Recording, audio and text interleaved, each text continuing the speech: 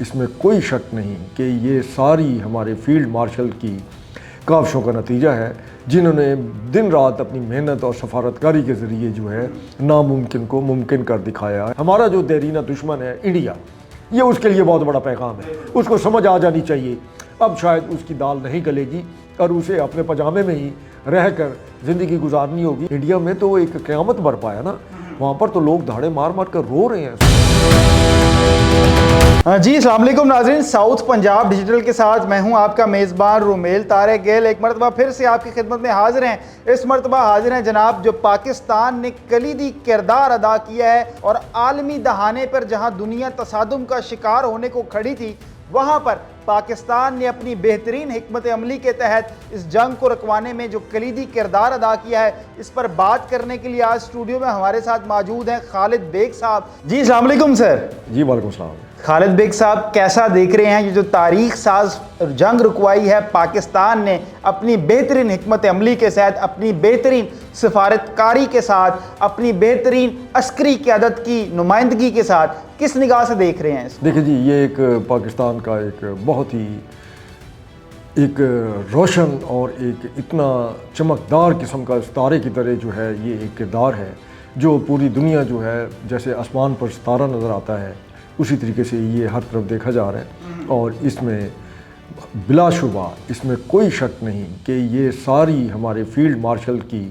کاوشوں کا نتیجہ ہے، جنہوں نے دن رات اپنی محنت اور سفارتکاری کے ذریعے جو ہے ناممکن کو ممکن کر دکھایا ہے، ایسی صورتحال میں کہ جس وقت پوری دنیا مایوس ہو چکی تھی، جس وقت کوئی بھی اس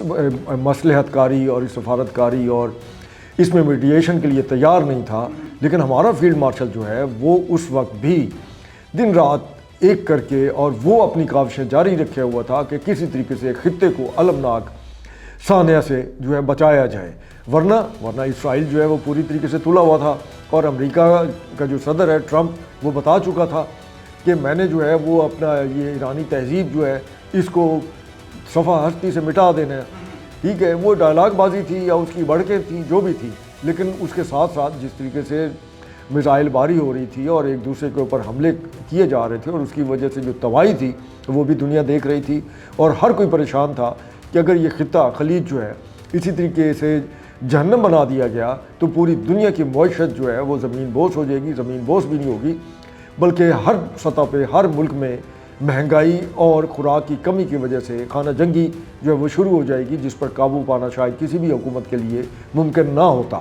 سر ایک طرف جہاں امریکہ نے الٹیمیٹم دے دیا تھا کہ جی بس میں اب حملہ کر دوں گا اور ایران کی جو بڑی بڑی تنصیبات تھیں ان کو نشانہ بناؤں گا، پاور پلانٹس کو، اور اس کے برعکس اگر ہم دیکھیں تو دوسری طرف فی الفور 1 گھنٹہ پہلے اس الٹیمیٹم کے ختم ہونے سے پہلے ایک بڑا بیان آ جانا، 2 ہفتے کے لیے جنگ بندی ہو جانا، اس کو کس نگاہ سے دیکھ رہے ہیں؟ دیکھیے، دنیا پریشان تھی کہ یہ کیا ہو رہا ہے، بیان بازی بھی چل رہی تھی، سارا کچھ چل رہا تھا، لیکن اندر خانے جو ہے وہ سفارتکاری پاکستان کی طرف سے جاری تھی۔ پھر پاکستان چونکہ وہ پہلے تجاویز جو تھیں وہ امریکہ نے تھیں، وہ ایران نے پوری طریقے سے مسترد کر دیں، اس کے بعد پھر کچھ نکات جو تھے امن کے لیے شرائط جو تھی وہ ایران نے دیں، وہ امریکہ نے مسترد کر دیے، تو اس کے بعد پھر پاکستان نے چین کے ساتھ مل کر ایک اپنی طرف سے کچھ نکات جو تھے، کچھ ایسے معاہدے کے لیے کہ جو قابل عمل ہو سکے، وہ دونوں ملکوں کے حوالے کی، ایران کے حوالے بھی کی اور امریکہ کے حوالے کی۔ تو اس کے اوپر غور و خوض کے بعد ساتھ ساتھ غور بھی ہو رہا تھا، اور ساتھ ہی یہ اپنا جنگ کا سلسلہ جو ہے یہ بھی دراز ہو رہا تھا، اور اس میں ایران کی جو ہے بہت زیادہ نقصان ہو رہا تھا، وہاں کی عوام کا نقصان ہو رہا تھا، اس کے باوجود کہ ایران کی پوری قوم جو ہے وہ اپنی حکومت کی پشت پر کھڑی تھی اور اپنی ملک کی سلامتی کے لیے اپنی جانوں کی قربانی دینے کے لیے بھی تیار تھی۔ لیکن دوسری طرف اسرائیل کا نقصان بہت ہو چکا تھا، اسرائیل کے اندر بہت زیادہ تباہی ہو چکی تھی، اور اسرائیل چاہتا تھا کہ کوئی نہ کوئی ایسی کارروائی ہو جائے کہ جس کے نتیجے میں ایران جو ہے وہ اتنا کمزور ہو جائے کہ کل کو اس کا جو ایجنڈا ہے گریٹر اسرائیل کا وہ اس میں رکاوٹ نہ بن سکے، لیکن اس کو بھی منہ کی کھانی پڑی، اور پھر پاکستان نے مل کر جو ایک معاہدے کے لیے کچھ نکات جو تیار کیے تھے اس کے اوپر جو پیش رفت تھی، اس میں پھر ایک تسلی یہ ہوئی کہ دونوں طرف سے کہا گیا کہ ہم اس پر غور کرتے ہیں۔ جب غور کرتے ہیں اور اس کے اوپر بات چیت جو ہے اندر خانے جاری رہی، جو کہ واقعات یا جس طریقے کی بات چیت اور کیا کچھ ہوتا رہا وہ ابھی تک سامنے نہیں آیا، بعد میں آ جائے گا، لیکن یہ ہے کہ اس کا نتیجہ یہ ہوا کہ وہ ٹرمپ جو کہ ایسے لگتا تھا دنیا یہ سمجھ رہی کہ شاید وہ ایٹمی اسلحہ استعمال کرنے جا رہا ہے، ورنہ وہ اس کا یہ کہنا کہ میں ایران کی تہذیب کو مٹا دوں گا، ختم کر دوں گا، اور اتنے وقت کے بعد جو ہے یہ ایران کی یہ قوم ہے، یہ سب، یہ کچھ بھی نہیں ہوگا۔ تو بعد میں پھر امریکہ کے اندر بھی بہت زیادہ احتجاج ہوا، اس سے سوال بھی کیے گئے کہ آپ جو یہ کہہ رہے ہیں تو اس کا مطلب تو یہ بنتا ہے کہ آپ ایٹمی اسلحہ استعمال کرنے جا رہے ہیں۔ پھر وائٹ ہاؤس کی طرف سے باقاعدہ وضاحت بھی آ گئی کہ نہیں، اس کا مطلب یہ نہیں ہے۔ اب وہ اس کی واپسی بھی چاہتے تھے، امریکہ بھی چاہتا تھا کہ بہت زیادہ نقصان ہو گیا۔ اس کی وجہ یہ ہے کہ امریکہ بہرحال نیٹو اس سے الگ ہو گیا، یورپ کا کوئی بھی ملک اس کی حمایت کرنے کے لیے تیار نہیں تھا۔ سر، پاکستان کی جو حالیہ سفارتکاری ہے اس کو آپ کیا دیر پا دیکھ رہے ہیں؟ جو ابھی تو فی الفور تو نظر آ رہا ہے کہ یہ معاملہ رک گیا ہے، کیا یہ واقعی دیر پا ہوگی یا محدود مدت کے لیے دیکھیے ہے؟ اس میں بنیاد ہے وہی پانچ کی طرف سے، پاکستان کی طرف سے جو دیے گئے شکے ہیں، نکات ہیں معاہدے کے لیے، اسی کے اوپر بات چیت ہو رہی ہے نا۔ اب بات جمعے سے، یہ چند دن کے بعد یا 2-4 روز کے بعد 10 تاریخ سے جو ہے پاکستان میں جس وقت یہ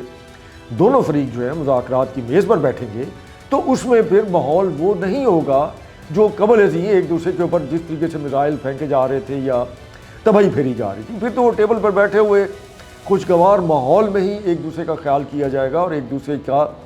باقاعدہ لحاظ کرتے ہوئے کہ یہ نہیں کہ ایک طرف امریکہ ہے اور دوسری طرف ایران ہے، نہیں، وہ تو دو فریق ہیں نا، ان کے درمیان جو ہے بات چیت ہوگی۔ تو انشاءاللہ تعالیٰ اس میں بھی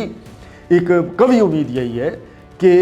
اب یہ جنگ دوبارہ نہیں ہوگی۔ بہت نقصان ہو گیا ہے، خلیج کی ریاستوں کا بھی بہت نقصان ہو گیا ہے، ایران کا بھی بہت نقصان ہو گیا ہے، اور امریکہ کی جو سب سے بڑی اس کی جو نقصان ہے اس کی اگر ہم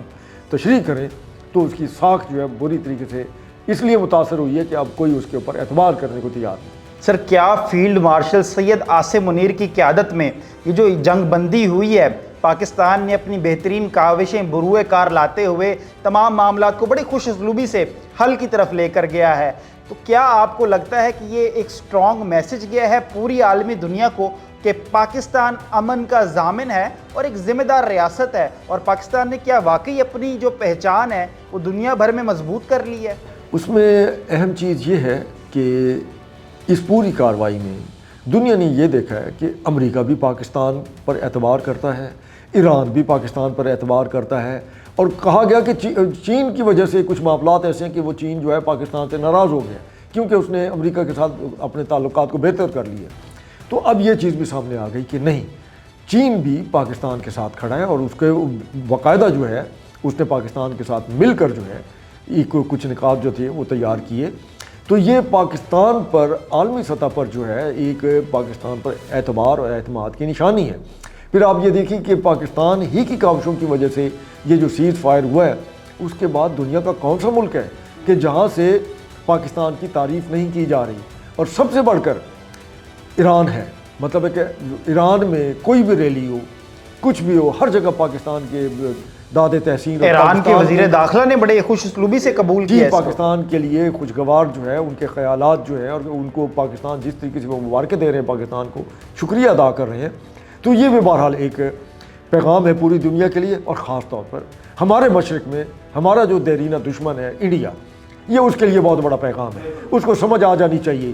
کہ اب تک وہ ہمارے مغرب سے جس طریقے سے پاکستان کے اوپر سازشیں کرتا رہا ہے، پاکستان کے خلاف کارروائیاں کرتا رہا ہے، دہشت گردی کو فروغ دیتا رہا ہے، اب شاید اس کی دال نہیں گلے گی، اور اسے اپنے پجامے میں ہی رہ کر زندگی گزارنی ہوگی، اور اپنے ہی اب حالات کے اندر جو اس کے اپنے ملک کے اندر درپیش ہیں،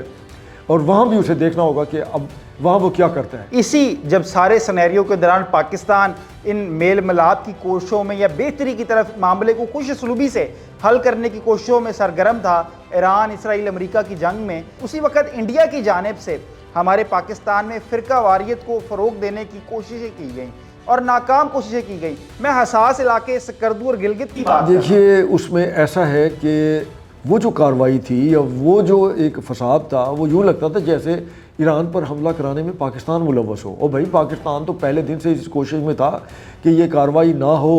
اور یہ جنگ نہ بڑھے، لیکن سکردو کے اندر تو نوبت کرفیو تک پہنچ گئی، اور اس میں لا محالہ اس میں بھارت جو ہے اس کے وہاں جو موجود تھے وہ لوگ ملوث تھے، اور انہوں نے فرقہ واریت کو ہوا دینے کی کوشش کی، جس پر قابو پا لیا گیا۔ وہاں پر بھی کچھ جانی نقصان ہوا، لیکن ہمارے ہاں ہمیں سب کو یہ سوچنا چاہیے کہ ہمیں دشمن جو ہے وہ مسلک کے طور پر نہیں دیکھتا. ہمیں جو دشمن ہے وہ شیعہ، سنی، وہابی، دیوبندی یہ اس انداز سے نہیں دیکھتا. وہ ہمیں بطور مسلمان بھی دیکھتا ہے اور بطور پاکستانی بھی دیکھتا ہے. ہمارا دشمن جو ہے وہ اگر ہمارے ہاں ہمارے مسیحی بھائی ہیں وہ انہیں بھی اپنا دشمن سمجھتے ہیں. ہمارے ہاں سکھ ہیں وہ انہیں بھی اپنا دشمن سمجھتے ہیں. ہمارے ہاں ہندو بھی ہیں وہ انہیں بھی اپنا دشمن سمجھتا ہے. اور وہ جب پاکستان پر حملہ آور ہوتا ہے یا پاکستان پر جیسے آپ پچھلے دنوں اس نے یہاں میزائل پھینکے تھے تو اس کا کیا خیالات ہے کہ یہ صرف مخصوص لوگوں کو جا کر ہٹ کریں گے یا ان کا نقصان کریں گے؟ نہیں، نیچے آبادی میں سارے لوگ مکس ہو کر رہتے ہیں. تو وہ انڈیا جو ہے وہ پاکستان کا دشمن ہے. سر، جس طرح سے پوری دنیا کی نظریں اس وقت پاکستان پر راغب ہو چکی ہیں، پاکستان کی طرف دیکھ رہی ہیں، کیا پیغام دینا چاہیں گے ہمارے دیکھنے والوں کو؟ آنے والے دنوں میں پاکستان کس ڈگر پر جاتا نظر آ رہا ہے؟ دیکھیے انشاءاللہ پاکستان آگے بڑھے گا. پاکستان تا قیامت قائم رہنے کے لیے ہے. اور اب جو صورتحال بن رہی ہے تو ہم توقع کرتے ہیں، پاکستان کی پوری عوام قوم جو ہے توقع کرتی ہے کہ جس صورت کے ساتھ جب یہ جنگ شروع ہوئی اور خلیج میں مسائل پیدا ہوئے، تیل کی رکاوٹ، ترسیل میں رکاوٹ پیدا ہوئی اور پاکستان میں آئل کے اور اس کے ریٹ بڑھائے گئے، تو اتنی ہی تیزی دکھائے گی ہماری حکومت اپنی عوام کو ریلیف دینے کے لیے کہ وہ اب وہ پیٹرول کی قیمتیں جو ہے وہ کم کرے. اور یہ ہماری عوام کا پھر حق بھی بنتا ہے اور ہمارے حکمرانوں کا جو ہے فرض بھی بنتا ہے کہ وہ اپنے عوام کا بھی خیال کرے. ہاں الحمدللہ یہ وہ ہمارے ہاں وہ صورتحال نہیں ہے جو انڈیا میں ہے. انڈیا میں تو ایک قیامت برپا ہے نا. وہاں پر تو لوگ دھاڑے مار مار کر رو رہے ہیں، سفر بھی کر رہے ہیں کیونکہ ان کے پاس نہ گیس، وہاں پر تو گیس ہے ہی نہیں جی، سلنڈر استعمال کرتے ہیں. تو پھر یہ صورتحال جو ہے پاکستان میں اللہ کا شکر ہے نہیں ہے. سر بہت بہت شکریہ آپ کا ساؤتھ پنجاب ڈیجیٹل کو اپنا قیمتی ٹائم دینے کا. جی آپ کا بھی بہت بہت شکریہ کہ آپ نے بلایا اور میں حاضر ہو گیا. جی بالکل ناظرین، آپ نے خالد بیگ صاحب کی گفتگو سنی جنہوں نے بڑا بخوبی بتایا کہ جس طرح سے پاکستان نے پوری دنیا میں اپنا سکہ منوایا ہے. اور اس کے ساتھ ساتھ ان کا کہنا تھا کہ فیلڈ مارشل سید عاصم منیر صاحب صرف ایک عسکری قائد ہی نہیں، ہمارے ایک مضبوط شخصیت ہیں جو کہ صحیح طور پر پاکستان کی نمائندگی کر رہے ہیں. اسی کے ساتھ جی اپنے میزبان رومیل طارق گل کو دیجیے اجازت. اللہ نگہبان.